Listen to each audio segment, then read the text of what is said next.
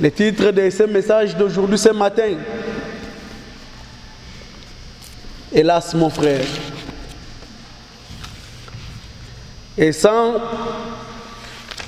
plus tarder, nous allons passer dans le livre de 1 Roi, chapitre 13. Nous allons lire le verset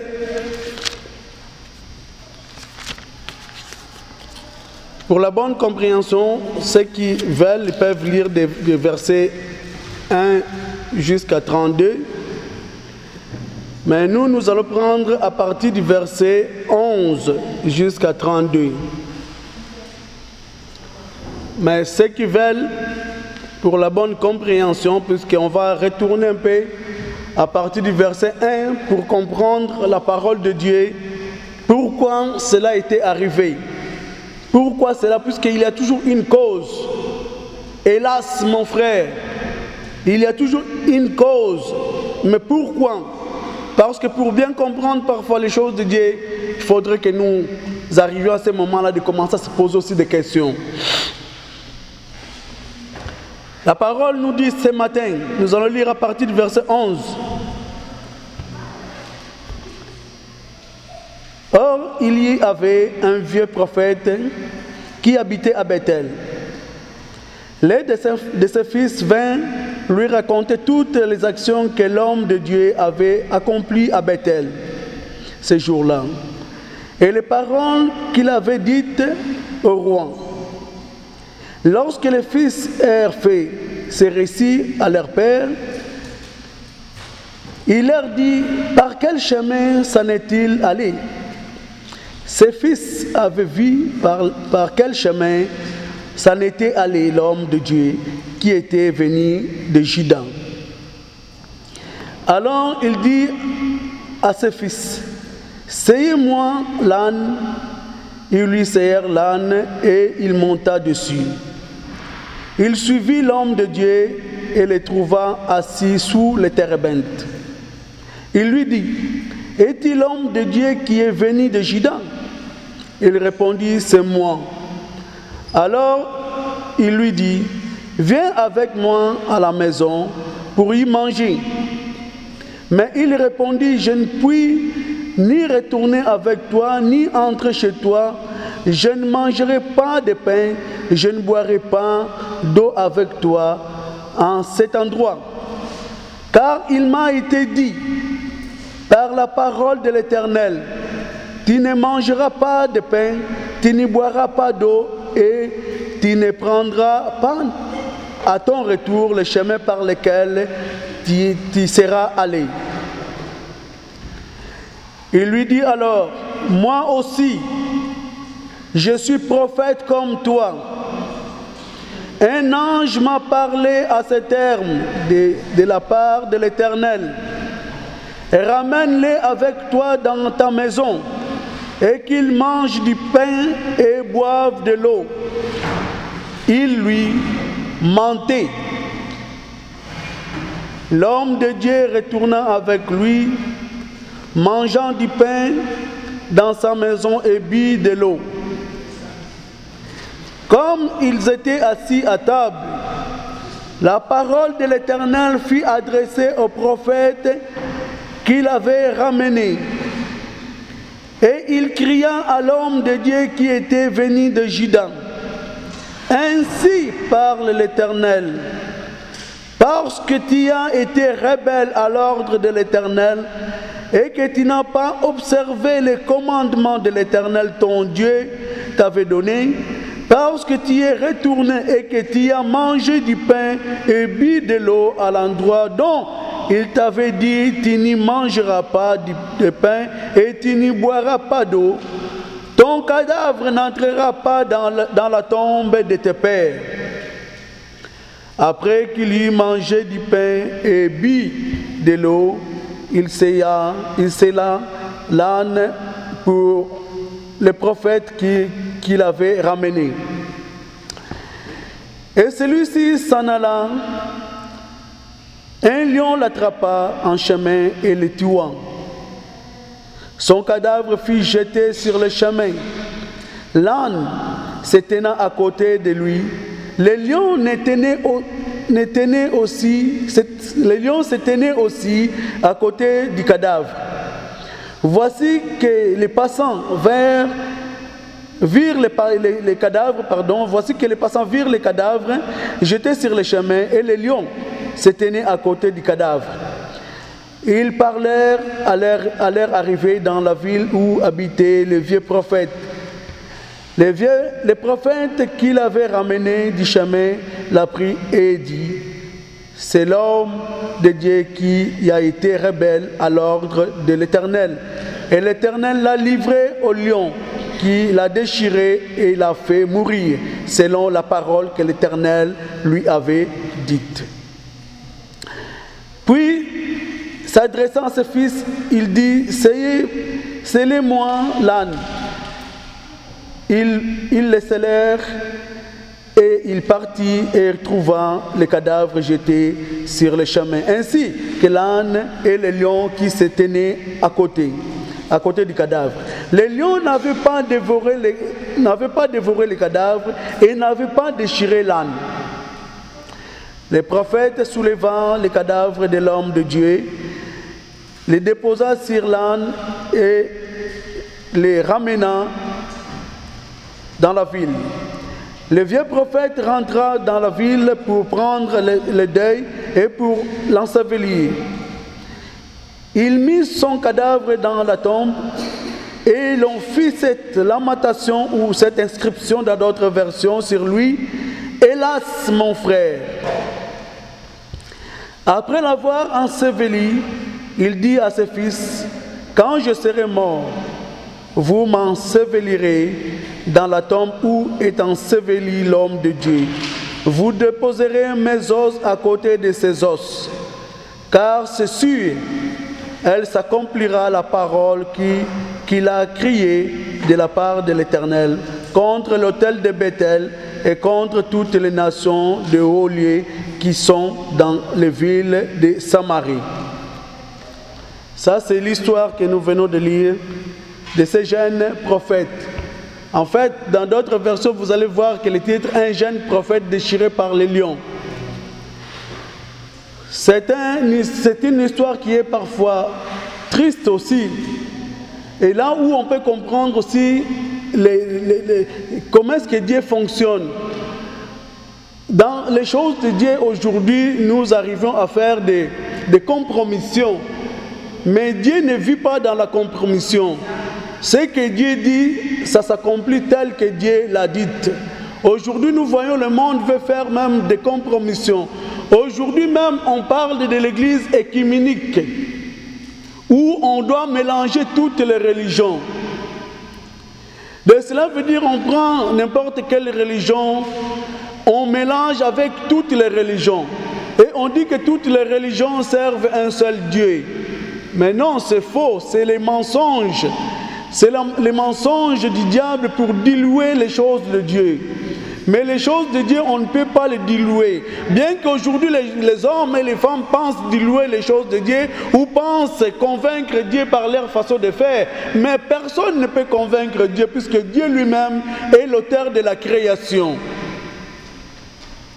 La Bible nous dit, si on peut comprendre cette histoire, puisque c'est là où, moi j'ai préparé, en tout cas, j'avais une autre pensée dans mon cœur. Et lorsque j'ai commencé à chercher, c'était jeudi, j'avais déjà écrit ici, préparons-nous à sa rencontre. Et lorsque j'entendais maman Jackie prier, j'ai dit, oh Seigneur, c'est vrai. Mais en ouvrant ma Bible, on dirait qu'il y avait quelque chose qui m'avait attiré sur ça. Et j'ai commencé à méditer. Et je voulais comprendre pourquoi ce jeune prophète a été déchiré. Quel avait été son péché? Mais l'histoire est tellement longue. Mais je vais essayer un peu de résumer cela. La Bible nous dit ici, nous retrouvons que les royaumes étaient divisés en deux. Il y en avait Juda comme royaume et le royaume d'Israël. Et Juda n'avait que deux territoires, Juda et Benjamin. Et l'autre territoire était, le royaume d'Israël avait 10 territoires. Mais pourquoi le royaume a été divisé? Parce qu'il y avait aussi quelque part, quelqu'un qui avait désobéi à l'ordre de Dieu, quelqu'un qui avait fait des choses qui n'avaient pas plu à Dieu. Et de là où le Seigneur avait dit à Salomon qu'après toi, les royaumes, je vais diviser cela. Et après Salomon, c'est son fils Roboam qui avait pris le pouvoir ou qui avait succédé son père. Mais lorsque Roboam avait succédé son père, Roboam a commencé à endurcir les travaux de tous les Israélites. Et en endurcissant les travaux, on nous parle aussi pendant le règne de Salomon, il y en avait un jeune, Jéroboam, qui était exilé à cause des grands travaux, qui avait fui Israël, il s'est retrouvé en Égypte. Jéroboam. Et lorsqu'il avait entendu que le roi était mort et que Roboam qui avait pris le pouvoir, il s'est dit que moi maintenant c'est le temps pour moi de retourner en Israël. Il est retourné en Israël, mais en arrivant il a trouvé, les gens l'ont commencé à dire non, on commence à faire tellement de travaux, on commence à tellement de travaux forcés, non ça ne va pas, non ça ne va pas. Jéroboam est parti trouver Roboam pour lui dire s'il pouvait un peu alléger les travaux du peuple. De là, Roboam a refusé puisqu'il avait suivi les conseils de ses amis. Et cela a suscité des problèmes. Et c'est ce qui avait fait que le royaume puisse se diviser en deux. Roboam, qui est aussi la descendance de David, est resté avec Juda et Benjamin, deux territoires. Et Jéroboam, lui qui était venu de l'Égypte, s'est retrouvé avec 10 territoires.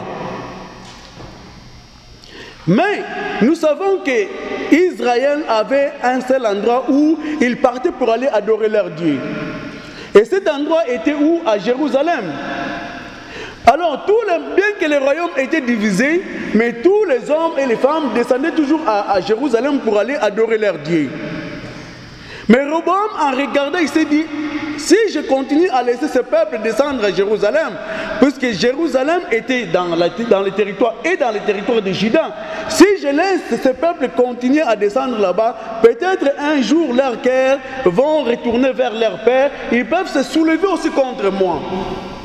Mais qu'est-ce que je dois faire pour garder ces hommes et femmes de ne plus descendre à Jérusalem ou dans le royaume de Juda? Qu'est-ce que je dois faire?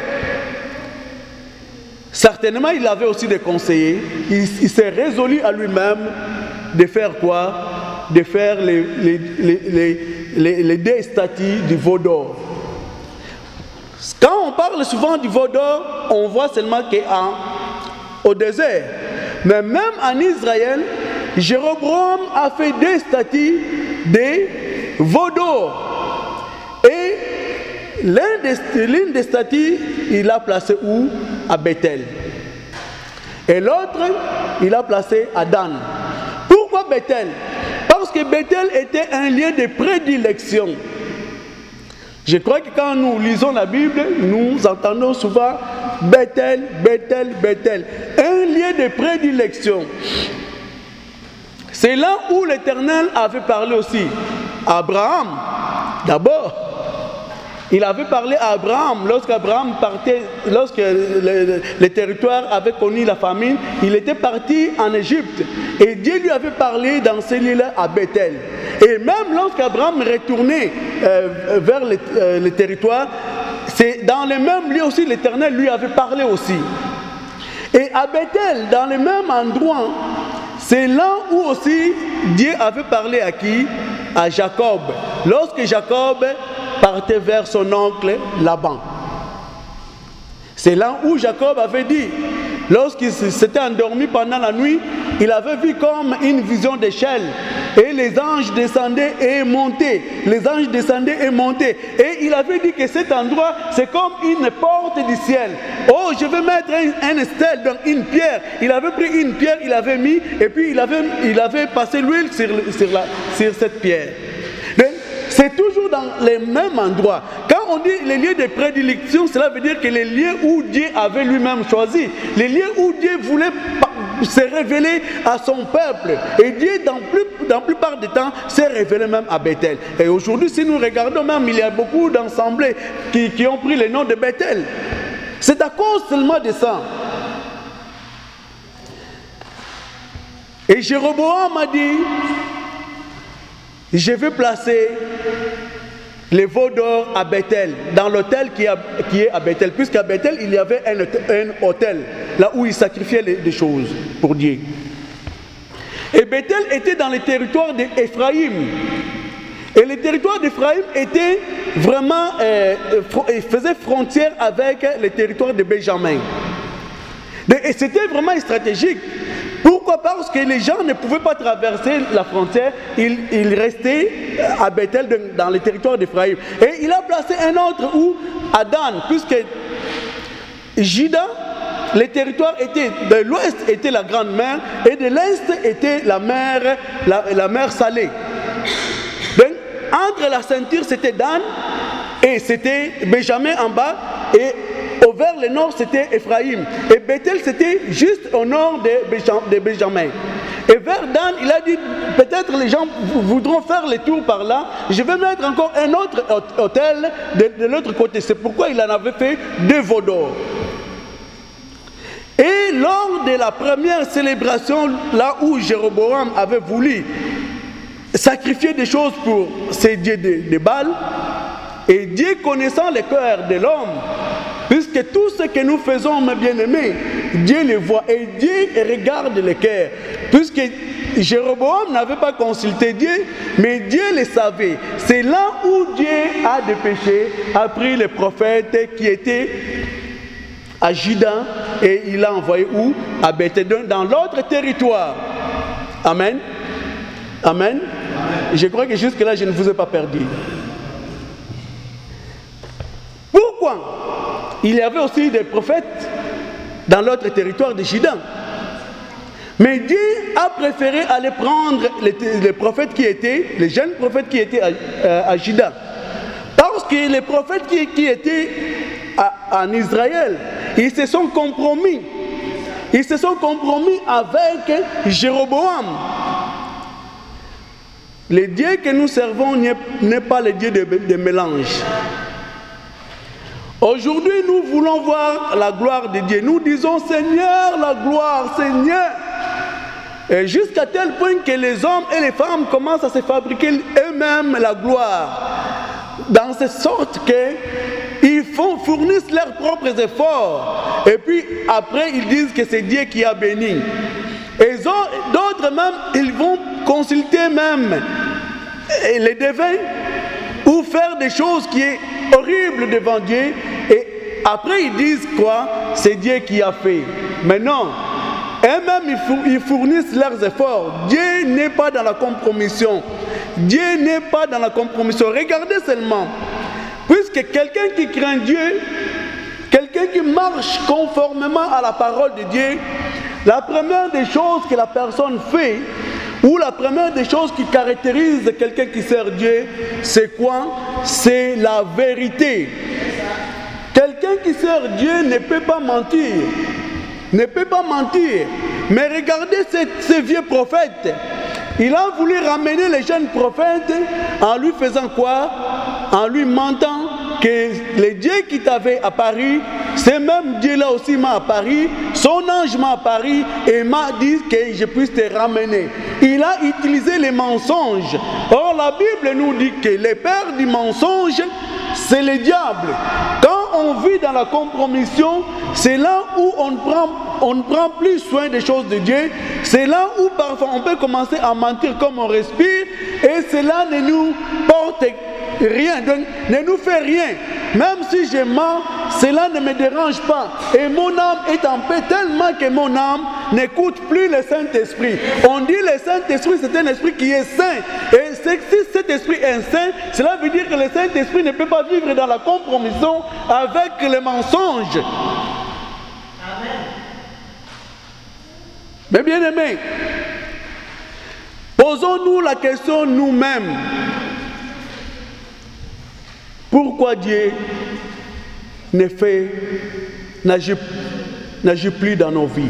Pourquoi on ne voit plus la manifestation de Dieu dans nos vies? Puisque la première église, mes bien-aimés, la première église, c'est nos maisons. C'est nos maisons. La première église, c'est chez nous. Quand on est dans nos maisons, c'est ça la première église. Et ceux qui peuvent témoigner, c'est que nous sommes réellement. Mais bien aimés, nous cherchons parfois les témoignages du dehors. Mais les témoignages doivent commencer d'abord dans la maison. Si aujourd'hui ma femme qui est là n'arrive pas à dire ce que moi je suis vraiment, ou n'arrive pas à témoigner ce que moi je suis, et que je ne prends que les témoignages du dehors, cela veut dire qu'il faut, c'est par là où il faut commencer à regarder qui suis-je vraiment en réalité. Si dans ma maison, quand j'entre, tous les enfants, ils cherchent où fuir, même s'ils n'avaient pas l'envie de dormir, ils cherchent d'aller dormir, chez moi je suis un lion ou peut-être je ne suis pas quelle bête féroce, et que dehors je suis vraiment un agneau même voulant saisir tous les enfants, mais mes propres enfants je n'arrive pas à les tenir, cela veut dire que je suis quelqu'un qui vit les deux double vie. Alléluia. La vraie église commence dans la maison. Et quand on dit cela, sachons aussi que l'église n'était pas dans l'Ancien Testament. L'église a commencé, si on veut bien en parler aussi, l'église n'était pas dans l'Ancien Testament. La naissance de l'église était où? Puisqu'aujourd'hui même quand nous regardons les gens, ils veulent mélanger. Ils prennent les choses de l'Ancien Testament quand ça fait leur affaire. Quand ça ne fait plus leur affaire, ils viennent prendre les choses du Nouveau Testament. Mais l'église n'a pas. L'église n'a rien à voir avec l'Ancien. Puisque la naissance de l'église, puisque Christ est venu pour restaurer, redonner, puisqu'il dit, je suis venu pour rendre témoignage à la vérité. Le but pour lequel je suis venu dans le monde, rendre témoignage pour la vérité et marcher dans cette vérité. L'église, la naissance de l'église n'a pas commencé même Christ lorsque lui-même était encore vivant. La naissance de l'église a commencé où? La naissance de l'église a commencé dans la chambre haute. La naissance de l'église a commencé dans la chambre haute. Même lorsque Christ lui-même était. C'est pourquoi il avait dit que je bâtirai. Cela veut dire que cela viendra après moi. Je ne bâtis pas encore, mais après moi, c'est là où l'église doit être bâtie. Puisqu'il a fallu que quelque chose ou qu'une autre, la personne du Saint-Esprit revienne d'abord en nous. C'est là où l'église a commencé à se bâtir.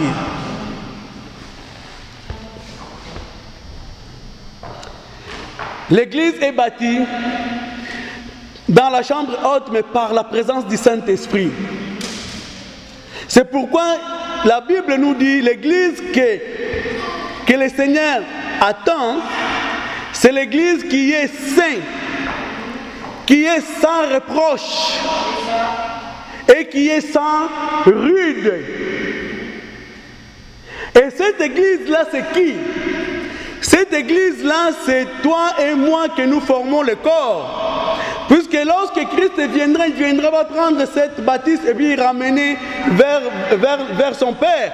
Il viendra, puisqu'il est en train de bâtir, il est en train de former son corps. Le jour où le corps sera prêt, c'est ce jour-là il viendra prendre le corps, puisqu'il n'y a pas, il n'y a pas de tête, on a seulement une seule tête pour un seul corps.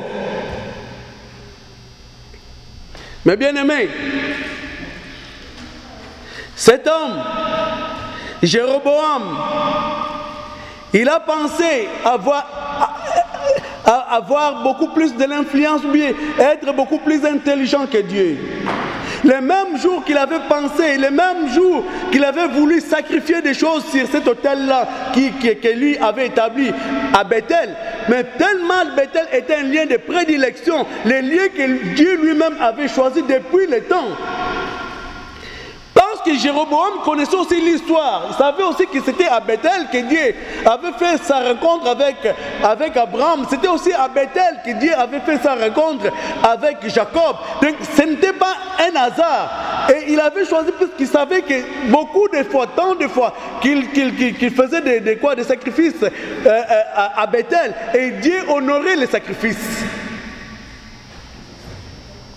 Mais bien aimé, avant de commencer à faire le service, il a vu un prophète qui lui est apparu. Les jeunes prophètes, sortis de nulle part, mais venant de loin, Mais il n'est pas venu de lui-même, non pas de son propre chef. Il est venu de la part de Dieu.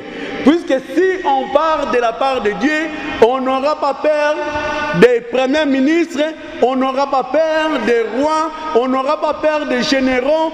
Nommez-moi toutes les autorités qui dirigent ce monde. Puisque tu sais que c'est lui qui t'a donné la mission, il est au-dessus de tous ces hommes-là. C'est pourquoi ils n'avaient pas peur. Aujourd'hui, nous voyons, mes bien-aimés, nous voyons que même les hommes et les femmes qui parlent, ils parlent de leur propre part. C'est pourquoi ils choisissent ceux qui font leurs propres affaires. Ceux qui ne font pas leurs propres affaires, ils laissent ça de loin.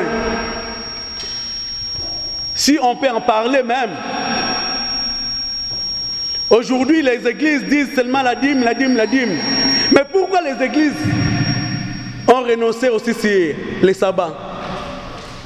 Les sabbats, Dieu avait dit, c'est lui qui ne va pas respecter les sabbats sera mis à mort. Mais l'Église, s'ils veulent faire accomplir la loi, mais qu'ils respectent aussi les sabbats. Moi, si je l'ai dit parce que chaque samedi, on m'envoie souvent aller faire les transports adaptés vers Outremont, là où il y a beaucoup de Juifs. C'est les sabbats où ils célèbrent les Seigneurs. Et les sabbats, les jours du sabbat, ils ne touchent à rien, ils ne préparent même pas, même pour manger. Nous venons à l'église ici. Certainement, ce n'est pas un péché, je ne veux pas culpabiliser qui que ce soit. Certainement, avant de venir, on a peut-être pris quelque chose à manger. On a donné à nos enfants des choses à manger. Mais eux, les sabbats, ils ne peuvent pas toucher à quoi que ce soit. Ils ne peuvent même pas manger. Puisque je parle avec ces gens-là. Vous savez l'heure à laquelle ils vont manger? À 22h. À 22h, c'est pourquoi quand ils y vont, ils amènent aussi parfois de la nourriture, puisqu'après leur culte, ils font quoi? La communion aussi fraternelle. Ils mangent tous ensemble. Mais bien aimés, la compromission aujourd'hui, nous sommes entrés dans cette dimension de compromission. C'est là où le jeune prophète a dit, il est arrivé. Et il a proclamé la parole de l'Éternel. Mais je vais lire ce que le prophète a dit. Lorsqu'il est arrivé, l'homme de Dieu retourna... Non, ce n'est pas ça. Mais...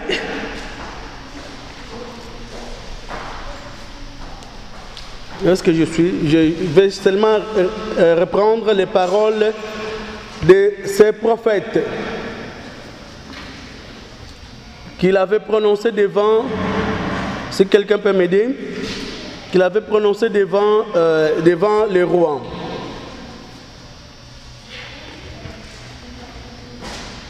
Oui.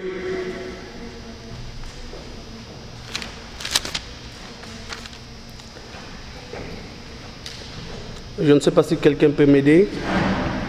C'était à partir de quel verset les paroles que...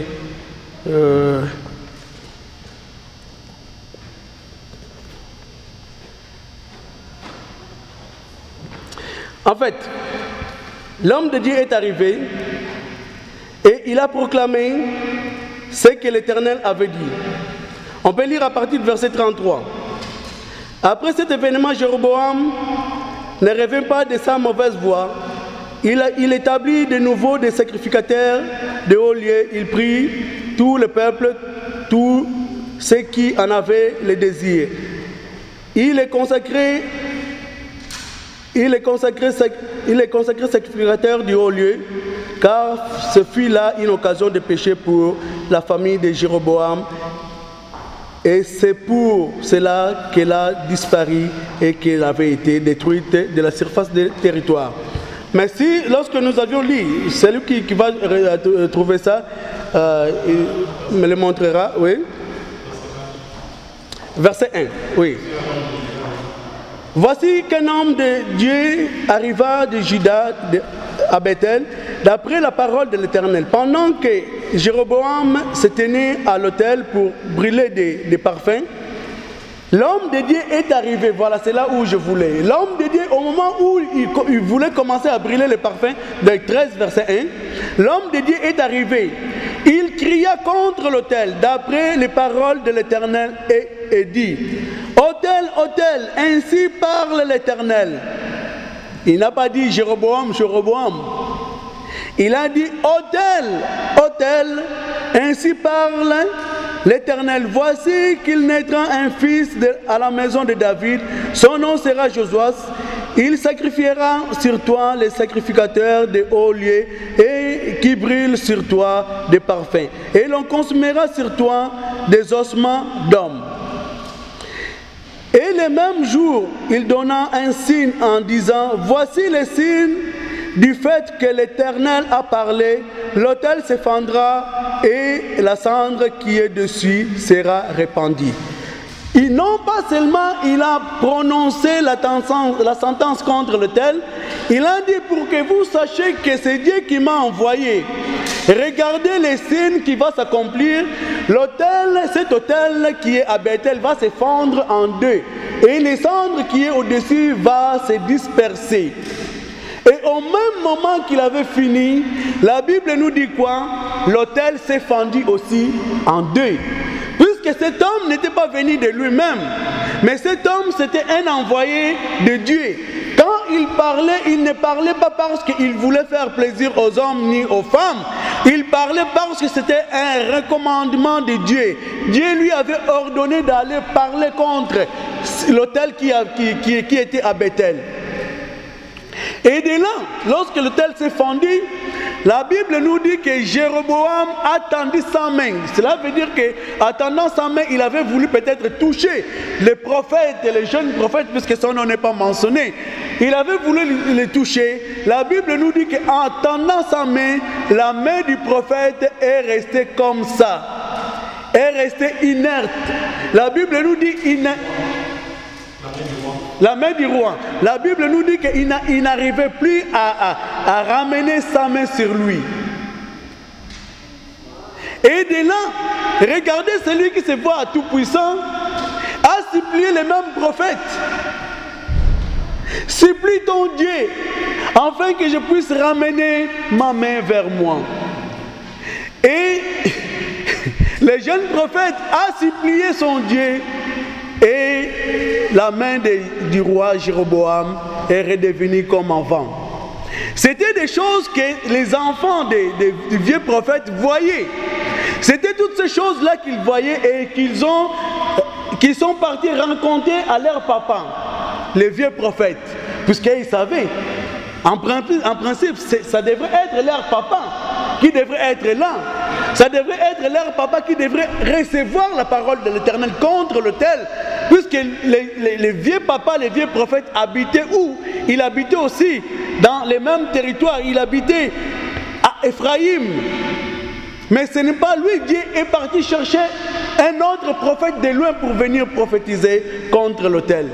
Mais bien aimé, aujourd'hui parfois c'est triste de voir que même nous-mêmes, enfants de Dieu, nous jouons avec les choses de Dieu.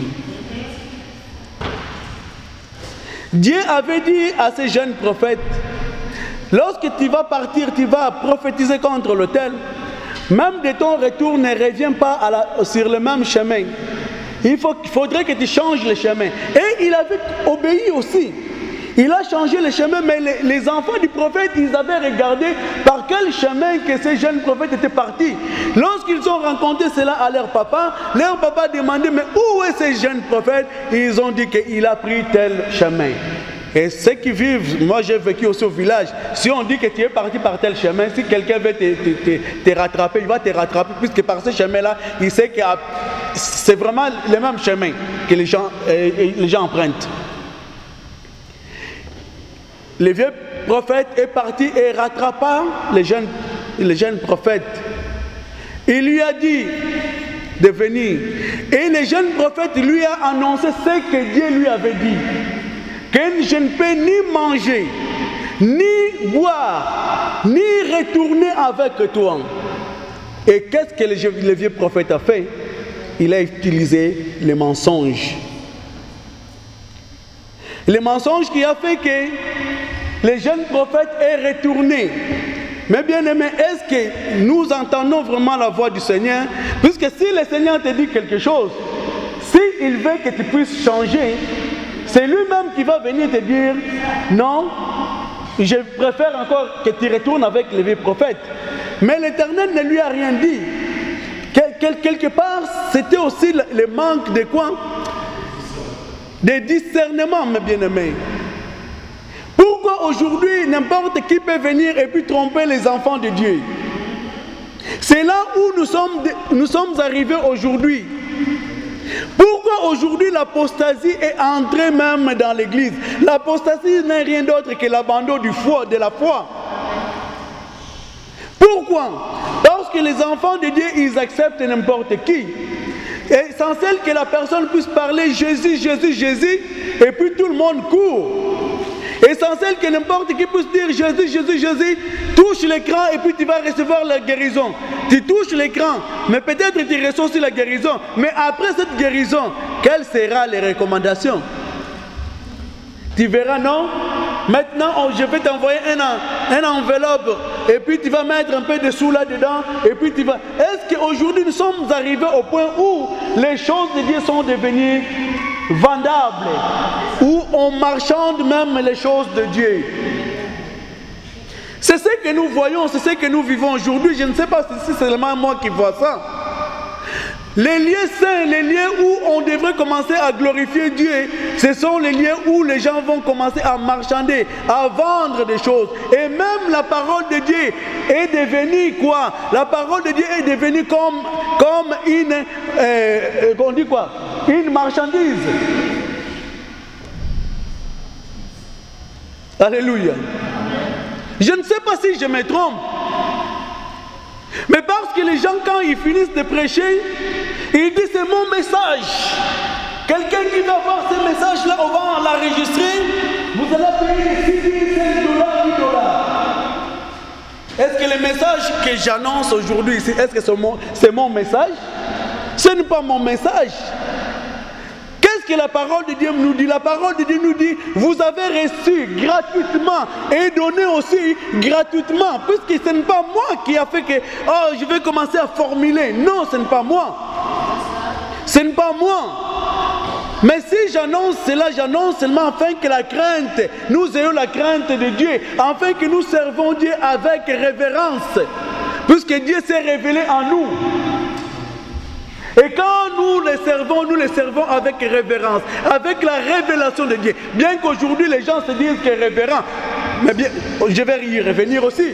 Quel révérend?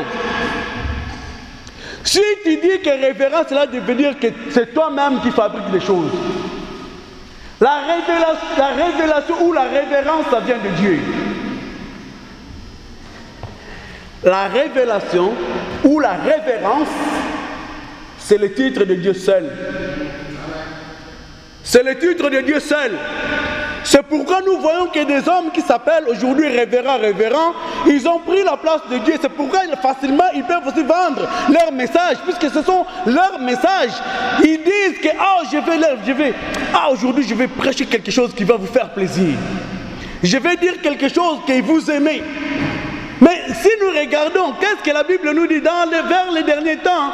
Les gens, ils voudront entendre des choses qui vont commencer à leur faire plaisir. Est-ce que ce n'est pas ça? Regardons la parole de Dieu et nous allons voir que nous sommes vraiment vers les derniers temps. On a aujourd'hui des révérends et des révérentes. Peut-être d'autres personnes vont dire que je suis jaloux, mais qu'ils lisent bien leur Bible. Qu'ils lisent bien leur Bible. Mais bien aimé, je ne peux rien inventer ici, je ne peux rien ajouter. Lorsque Dieu a donné les titres, il a donné même les ministères qui vont servir l'Église. Cherche-moi là où Dieu avait dit qu'il y aura des révérends, Dieu a dit qu'il y aura des pasteurs, il y aura des évangélistes, il y aura des docteurs, il y aura des prophètes et il y aura des apôtres. Mais tellement cela, ça devient tellement trop petit. Non, pas apôtre, seulement révérend apôtre, puisque c'est moi que quand je dors, je sais ce que le peuple veut. Révérend, répandez-vous, tous ceux qui portent ces noms-là. La révérence de Dieu.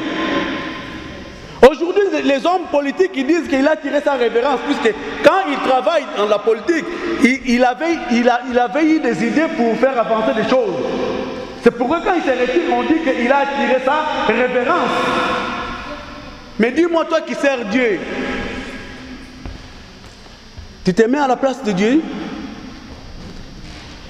Et puis nous tous aussi, nous acclamons. Nous acclamons. Dieu ne vit pas dans la compromission, c'est ça la compromission. Les choses qui sont destinées à Dieu aujourd'hui, ce sont les hommes qui s'en emparent. Mais bien aimé, loin de là, je ne veux même pas porter aucun titre. Je ne veux pas, mes bien-aimés, puisque je sais seulement les titres que Dieu nous appelle. Dieu nous appelle ses enfants. La Bible nous dit dans le livre des Hébreux que Jésus n'a pas honte de nous appeler ses frères. L'autre fois, je ne sais pas si quelqu'un avait osé d'appeler celui qui était peut-être pasteur, de lui appeler frère. Puisque j'avais dit qu'on puisse essayer. C'est le titre, c'est ce titre-là, frère. C'est ce qui va nous faire permettre ce jour-là d'y entrer. Puisqu'on sera entre les frères et les sœurs. Il n'y aura pas de division. Il n'y aura pas, oh, celui-là est supérieur, celui-là est inférieur. Puisque tous nous allons entrer dans la même porte. Il a dit, la porte est étroite. Et la porte est tellement étroite. C'est aujourd'hui de se préparer. C'est aujourd'hui de se préparer pour y entrer. Puisque si tu ne te prépares pas aujourd'hui, tellement que la porte est étroite, si tu as emmagasiné, tu t'es accaparé de beaucoup de choses, lorsque tu arriveras dans cette porte-là, tu n'y entreras pas à cause des choses qui t'ont fait gonfler. Obésité spirituelle va faire que tu ne puisses pas entrer dans cette porte-là qui va être étroite. La porte est étroite, c'est pourquoi Dieu a laissé seulement les disciples, les gens, les hommes et les femmes qui amènent une vie disciplinée, qui sont là, qui se servent, qui souffrent pour l'œuvre du Seigneur. Qu'est-ce que la Bible nous dit? La Bible ne nous dit-il pas que souffrez comme un bon soldat? Qu'est-ce que la Bible nous dit? Quand un bon soldat ne regarde même pas les choses de la vie, si tu veux plaire à ton maître, c'est aujourd'hui, mes bien-aimés. C'est aujourd'hui. Aujourd'hui, nous nous regardons, on n'est pas encore assez nombreux. Je crois que c'est encore bien aussi parce que Dieu nous prépare. Le jour où peut-être d'autres personnes s'ajouteront par la grâce de Dieu. Et quand nous allons commencer, puisque ça ne sera pas seulement moi qui va commencer à rester ici devant. Demain après-demain, vous êtes des enfants de Dieu. Et vous êtes aussi des serviteurs de Dieu. Alléluia. Tout enfant de Dieu est aussi serviteur de Dieu. C'est comme si vous n'êtes pas convaincus. Allez faire de toutes les nations des disciples. Allez faire de toutes les nations des disciples. Et quand il s'agit de miracles, est-ce que le miracle est réservé seulement pour les pasteurs, pour les apôtres? Tout enfant de Dieu peut prier et voir la gloire de Dieu. Puisqu'en même temps nous sommes enfants, en même temps nous servons dans la maison du Père. C'est aujourd'hui, mes bien-aimés. Regardez ces jeunes prophètes. Quel avait été son péché? Même le vieux prophète lui dit que je vais aller chercher cet homme de Dieu qui est mort parce qu'il s'est rébellé à la parole de Dieu.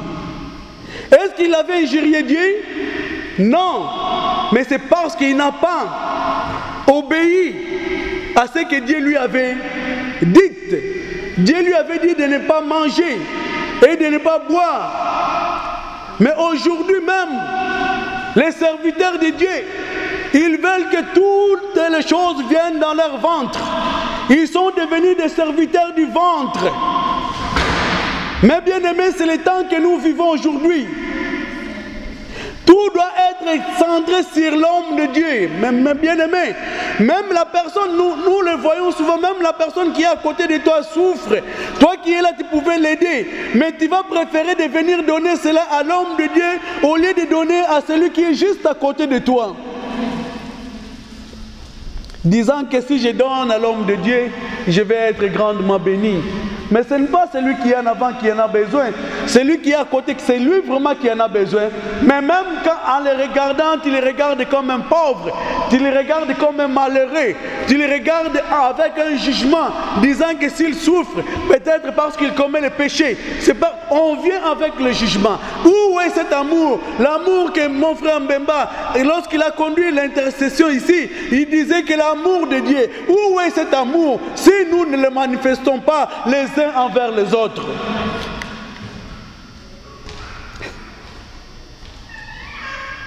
Alléluia. Alléluia. Mais bien aimé, la porte est tellement étroite. Le titre, c'est hélas mon frère. Ces jours-là,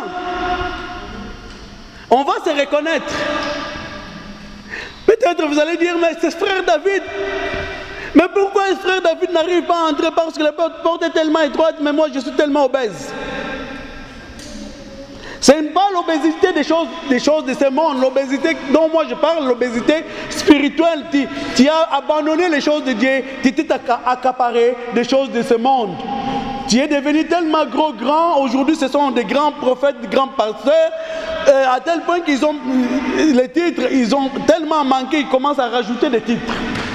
Mais ces jours-là, avec tes titres, est-ce que tu y entreras? Puisque ça ne sera pas les gens qui portent les titres qui vont entrer, les gens qui sont seulement des enfants, puisque cette maison-là est réservée pour les enfants. Ce n'est pas la maison des étrangers qui portent les titres.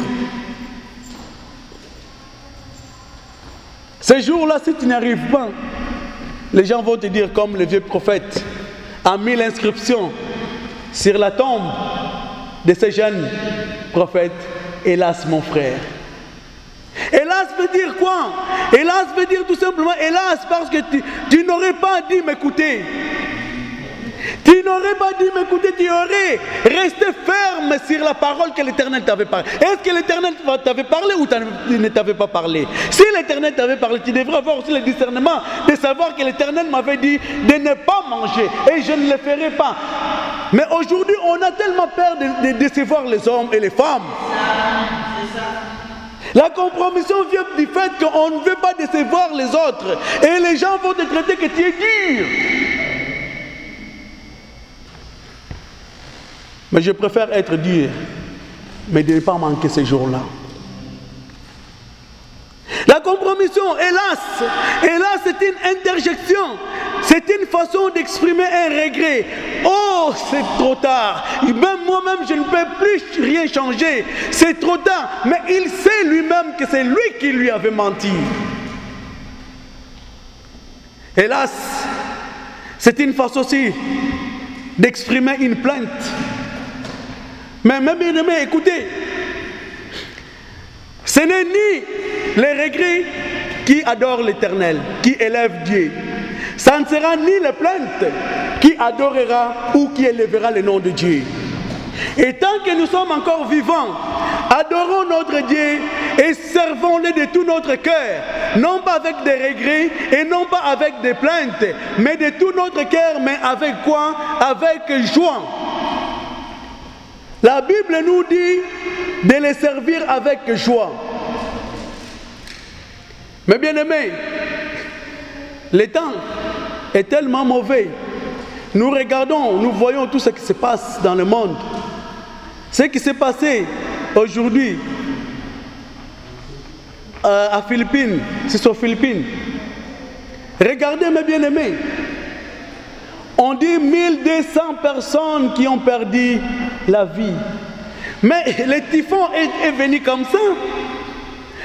Si ces gens-là n'avaient pas eu le temps de mettre leur vie en règle, ça va être trop tard.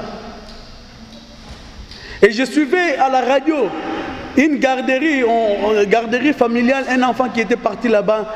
Et l'enfant, à l'heure des siestes, l'enfant s'est endormi et ne s'est plus réveillé. C'est triste. J'ai dit, Seigneur, mes bien-aimés, on est arrivé au temps de la fin. Abandonnons toutes sortes de négligences. Négligence spirituelle. Puisque ces jours-là, ça ne sera pas... Si maman, moi je me suis dit déjà qu'à la porte, je n'arrive pas à entrer, ça ne sera pas maman Véro qui va dire hey, mon mari vient, entrez avec moi. Non, ça ne sera pas comme ça. Puisqu'on dit que là-bas, il n'y aura pas de mariage. Ça ne sera pas maman Véro avec les enfants divines, passe ici. Non, ça ne sera pas comme ça. C'est aujourd'hui de se préparer. Aujourd'hui de se préparer puisqu'on ne sait pas. Le lendemain, la Bible nous dit, le lendemain ne nous appartient pas. Même les heures qui viennent, là on est si c'est midi, peut-être 14h ou 13h ne nous appartient pas. C'est le Seigneur qui en a le contrôle. C'est le Seigneur qui en a le contrôle. Mais bien aimés, Dieu veut que nous retournions vers lui. Dieu veut que nous puissions le servir. De les servir dans toute humilité et dans toute simplicité de cœur. De les servir tels que nous sommes, puisque lorsque Dieu m'avait appelé, ne m'avait pas appelé au nom de Magua. Dieu m'avait appelé, excusez-moi frère Magua, Dieu m'avait appelé au nom de David. Lorsque Dieu t'avait appelé frère Robert, il ne t'avait pas appelé au nom de David, il t'avait appelé à ton nom. Cela veut dire que quand tu le sers, tu le sers parce que tu avais entendu sa voix. N'endurcissez pas vos cœurs. Mais c'est le temps aujourd'hui. Le temps qui nous est donné, c'est le temps aujourd'hui. Faisons attention. Demandons le discernement pour bien servir notre Dieu. Puisqu'il y aura des gens qui vont venir et vouloir que nous faire dérouter du droit chemin. Le roi Jéroboam, il avait dressé des veaux d'or. Les veaux d'or symbolisent quoi? Les choses matérielles que les hommes aiment. Les choses, écoutez, le monde aime les choses matérielles. Même aujourd'hui dans les églises, mais je l'ai vu dans une église, les gens commençaient même à faire quoi? À faire des concurrences des autos, des concurrences des habits, des concurrences des maisons, des concurrences même des enfants. À moins que je puisse me tromper, mais des concurrences, moi, mon enfant. Eh mes amis, eh mes bien-aimés, soyons humbles, servons l'Éternel de tout notre cœur, puisque c'est lui qui nous connaît. C'est lui qui voit l'attitude de notre cœur. Même tout en venant ici, c'est lui qui voit comment est-ce que nous sommes réveillés, comment est-ce que nous sommes forcés pour venir. Puisque parfois ce n'est pas facile, mais tu te dis que je vais y aller parce que je vais adorer, parce que je vais louer, parce que je vais, non pas devant quelqu'un pour faire plaisir à qui que ce soit, mais je vais aller parce que je sais que j'ai un rendez-vous avec le Seigneur. Que le nom de Dieu soit glorifié. Amen. Amen.